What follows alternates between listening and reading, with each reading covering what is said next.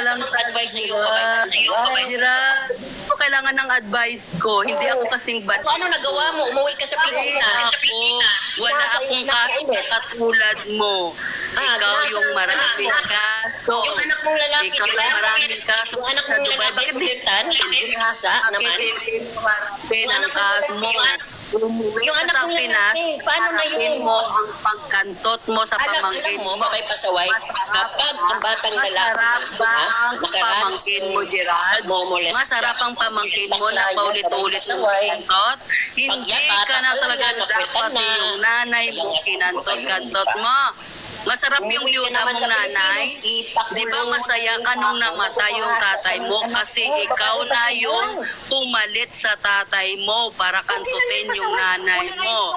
Kaya nabaliw yung nanay mo sa pangbababoy mo. Uwian mo, Gerald. Di ba hindi ka makauwi? Tinakwil ka na ng pamilya mo. Tinakwil ka na sa pangbababoy mo sa nanay mo tsaka pamangkin mo. Yan yung atupagin mo, Gerald. Yan yung atupagin mo yung mga kaso mo. Huwag mong atupagin yung mga kaso ng iba. Kung mismo kaso mo, tinataguan mo. Marami kang kaso. Pang-re-rape. Anak niyang lalaki. Diba, tinakasan mo lang yun agad-agad pagkatapos mong pabuyin paulit-ulit.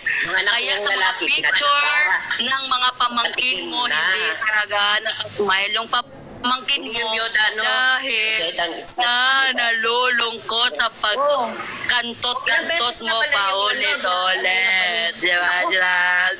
Pati yung byuda mong bahay, hindi mo na pinalampas. Asan dyan, Gerald? Bakit ganyan ka? Kasi yung nanay mo makadyos. Gerald, yung nanay mo makadyos. Ikaw, kademonyo ka. Diba?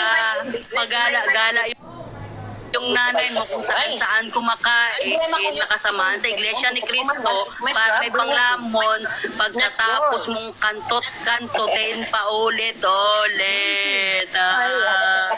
Hindi ka na talaga, Gerald, natuto hanggang nanay mo. Paulit-ulit mo binaboy. Okay lang yan, Pasaway. Iyak mo na lang yan, Pasaway. Ano ka ngayon?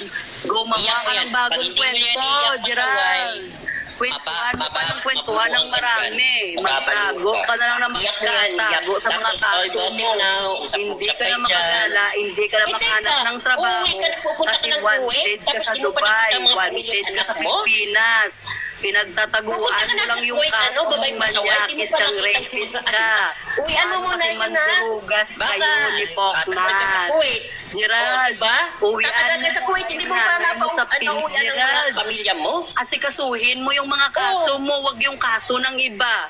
Bilisan mo. May kaso na pala? Ano, napakulong mo na? Gerald, hindi nakulong mo na dapat. Wag mong huwag ka ng pasarapan mo ulit yung dalaga na yung pamangkin na kitot mo, di ba? Okay yung lang yan. Nanay mo, sikasuhin mo na baliw yun. Lagin mo sa mental hospital. Total mayaman ka naman. Inamin mo, Gerald, na may ginaasa ka. Oo.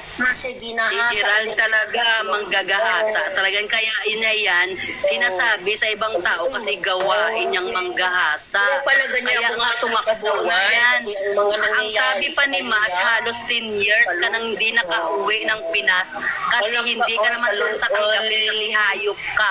Bastos ka, manyakis ka. Kaya hindi ka umuwi ng Pinas. Nakwil ka na. Pagkahayop mo manyakis. Paano pati pamangkin hindi pinastos ni rape? Gerald, hindi na ba talaga yan maano yung Pasaway? Lahat kung lumalabas sa bunganga mo Gerald, mapababae, mapalalaki. Basta yung utog mo, kung saan-saan mo na lang ipapasok. Lahat tayo nangyayari. Kaya sa nasasabi mo pamangkin mo, yan, hindi ka na naawa. Anong sabi ni Match? Pagkatapos mo anong sabi ni Max? Or anong sabi ni Rhea? Nagpamatay na yung anak mo, di ba? Kaya nakatina Gusto mo makita? Wala ka ng pamilya maasahan sa Pinas, Gerald. Kaya hindi ka umuwi ng Pinas, di ba? Iwanan ng jowa. Hindi pinalakupan ang pagbubuntis ni Rhea. Uwian Harapin mo yung harapin mo yung mga kaso mo. 17 years, Harapin 16 mo. years old, Bakit nagbuntis siya na? nagtatago? Nung nagbuntis Ginawa nun, mo yan, yung sinasabi diba? ng gumahasa, Ginawa mo yung pangbababoy, Uy, Julie! nagawa ng kwento Nasa sa mga Pinas bata, ka, oh. pagsusumpa ng mga Hanggang bata. ganun, wala kang magawa. Bakit ngayon close kayo ni Chua? Uy, Na pagkatapos magpustilas, mong oh. sumpa-sumpain, buntis wala pa kang si magawa, Chua, no? sinumpa mo na. Bakit close kayo ngayon? Di ba ganyan kakahayop? Si Ray, Pati mga bata sa sinapupunan, pinangsusumpa mo hayop ka. Kaya nga ginawa mo yan sa pamangkin mo, si Ray, sa nanay mo, sa kasi nga, kapitbahay mo. pinagkalat ng nanay, ang Sino-sino umasa bata ang ay yung sinumpa tatay mo. daw.